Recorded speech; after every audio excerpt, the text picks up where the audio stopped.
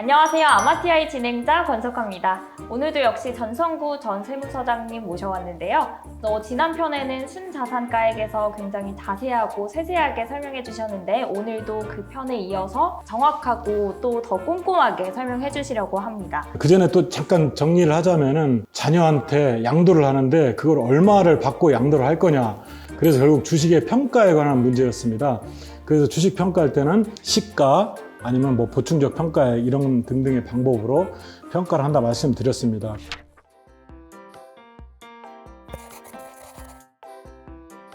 재무제표에 보면 상품 뭐 이런 것도 있잖아요. 부동산만 있는 게 아니고 이런 거는 이제 세법상으로는 재취득가액이라고 되게 어려운 그 용어를 쓰는데 재취득가액이 뭐냐면 내가 다시 취득하는 그렇죠. 잘하시네요. 이제 내가 다시 살려고 했을 때 그 가액이 얼마냐 그 가액이거든요. 근데 상품의 종류가 워낙 많고 그러기 때문에 확인하는 데만 아마 더 시간이 걸릴 수도 있어요. 그럼 상품별로 하나씩 그럼요. 다 따로 따져야 네, 되는 거예요? 네.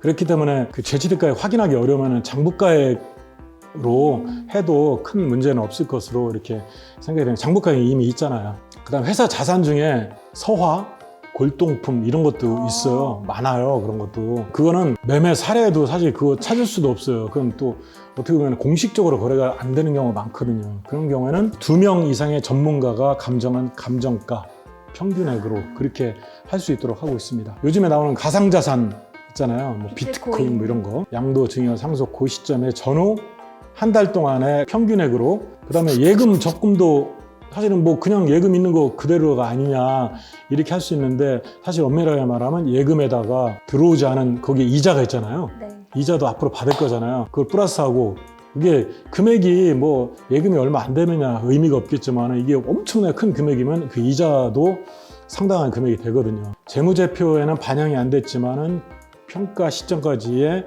발생된 이자는 포함하고 이자에 대해서 내 세금을 차감해서 그렇게 계산하도록 돼 있는데 금액이 미미하면은 그냥 그것도 장부가에 그렇게 하셔도 사실 무방할 것 같습니다. 그 다음에 외국에 재산이 있는 경우도 있어요. 기본적으로는 우리나라 법에 따라서 하게 돼 있지만은 적용하기 어렵거나 좀 부적당하면은 그 나라 법에 따라서 평가한 가액이나 아니면 그것도 이제 감정을 할 수가 있어요. 감정 가액으로 할 수 있도록 그렇게 돼 있습니다. 그러면 그 네. 가상자산 비트코인이 많이 거래되고 네. 있다고 그 부분까지 이제 측정을 해야 된다고 하셨잖아요.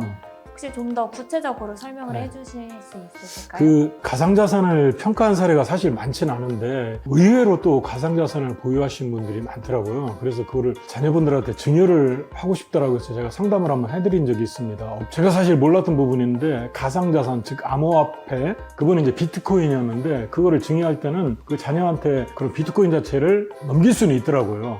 기술적으로 암호화폐 지갑이라는 걸 만들어서 그럼 세무적으로는 어떻게 해결할 거냐 이제 법에 최근에 이제 규정이 있다고 말씀드렸습니다. 그래서 국세청에서 가상자산 사업자로 고시한 사업자가 뭐 빗썸, 업비트 뭐 등등해서 4개 사업자가 있고 그 사업자들에서 이제 거래되는 비트코인 거래 가격이 있거든요. 그러니까 그 가액을 4군데를 평균해서 만약 오늘이 증여 시점이다 그러면 전후 1개월 동안에 그걸 다시 평균을 해서 평가를 해서 이렇게 알려드린 사례가 있었습니다. 그 다음에 이제 또 나머지 부분이 우리 회사 주식을 평가하는데 다른 회사 주식이 있을 수 있잖아요.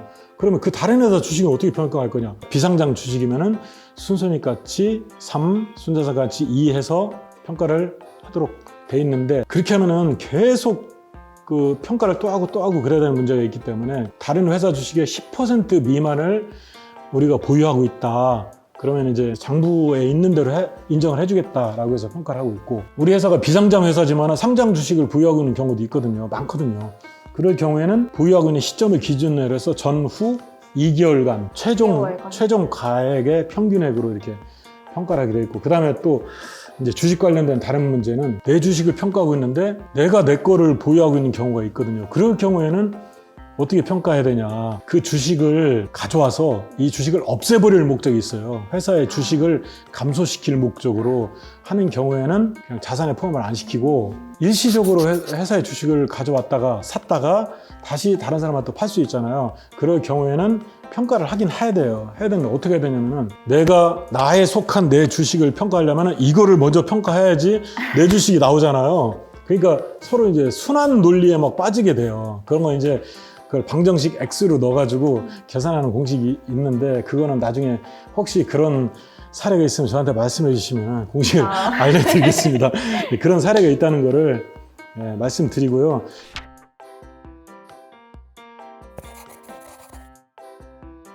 지금까지 이제 개별 자산에 대해서 어떻게 평가하는지에 대해서 쭉 설명을 드렸는데 중요한 게 그런 모든 자산에 대해서 그거를 담보로 해서 만약 뭘 대출을 받았다거나 그럴 경우가 있을 수가 있거든요. 특히 부동산의 경우 그걸 담보로 해서 대출을 뭐 120원을 150원을 받았다 그러면은 대출을 받을 때 그 부동산이나 자산의 가치가 150이라고 이제 인정을 이미 한 거기 때문에 그거는 시가가 얼마든 보충적 평가액이 얼마든 간에 이 담보로 받은 대출액이 훨씬 많다고 그러면 이걸로 무조건 평가를 해야 된다는 거를 다시 말씀드리고 싶고 평가할 때 실수하는 경우가 왕왕 있는 그런 사례입니다. 그래서 이제 거기에 보면은 재무제표에 있는 자산 가액부터 시작을 해서 자산에 가산할 항목이 평가 차액도 있고 또 자산에 추가될 금액들이 있는데 장부에는 지금 계산이 안 돼 있지만은 실질적으로는 받을 걸로 확정된 것들 그러니까 무슨 손해배상 채권들 뭐 이런 거 같은 경우는 포함을 시켜줘야 되고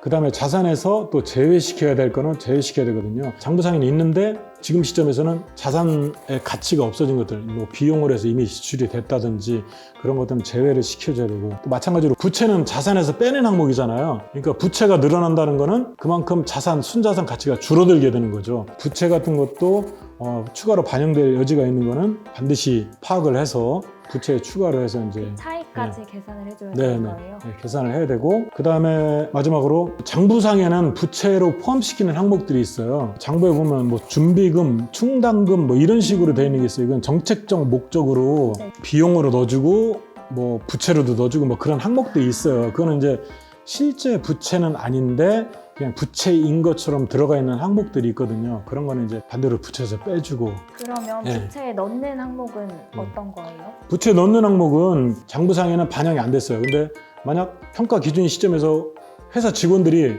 일시에 퇴직을 하게 돼요. 그때 퇴직금이 얼마가 될 거냐라는 거는 가정을 해서 부채로 추가로 인정해주고 예를 들면 이제 그런 금액들이 있게 되는 거죠. 그럼 마지막으로 제가 궁금한 게 한 가지 있는데요. 아마 지금 이 편을 보고 계시는 대표님들도 궁금해 하실 거라고 생각이 듭니다. 순자산 가치보다 순손익 가치에 좀 더 비중을 준다고 말씀하셨는데 왜 그렇게 하시는 건지 궁금합니다.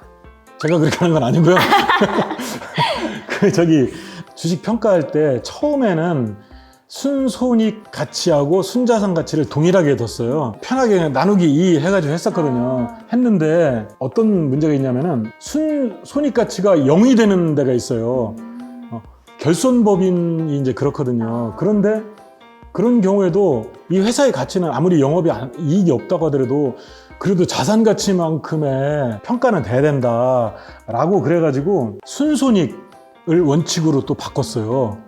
원칙으로 바꾸되 순자산 가치, 자산 가치만큼 이상은 평가돼야 된다라고 해서 순자산 가치를 한도로 해서 이제 이렇게 평가를 했거든요. 근데 그렇게 하다 보니까 회사의 어떤 영업이나 이런 거에서 가치는 없는데 순자산 가치만 많다고 해서 회사의 가치가 갑자기 높게 평가되는 그런 게 엄청 많아졌어요. 그래서 2003년부터 그래서 그거를 지금하고 같은 시스템으로 해서 순손익 3, 순자산 2로 해서 보완을 한 거죠. 부동산이 많은 법인은 순자산을 3으로 두고 순손익을 2로 두고 한다든지 폐업, 휴업이나 아니면 뭐 사업 시작한 지 3년이 안 된 회사들은 영업 실적보다는 자산 가치가 거의 비중이 크니까 그냥 순자산 가치로만 평가한다든지 그런 보완 규정을 두어가지고 합리적이라고 하기 때문에 계속 이렇게 이해해주고 있는 것 같습니다. 자세한 설명 너무 감사합니다. 제가 책을 읽으면서 정말 궁금하고 이해가 되지 않는 부분들이 많았는데요. 오늘 서장님 만나 뵙고 얘기 들으면서 정말 귀에 쏙쏙 들어왔어요. 그 순손익 가치 3, 순자산 가치 2, 나누기 5 이거는 진짜 죽을 때까지 기억할 것 같습니다. 감사합니다. 네. 네, 오늘은 서장님과 함께 순자산 가치에 대해서 굉장히 자세하고 세세하게 알아봤는데요. 혹시나 조금 더 궁금하신 사항이 있거나 문의사항이 있으시면 댓글로 남겨주시면 될 것 같아요. 댓글 남겨주시는 분들께 추첨을 통해서 이 서적 정말 꼼꼼하게 다 농축돼 있는 서적이거든요. 추첨을 통해서 30분께만 선물 드릴 테니까요. 댓글 많이 남겨주세요.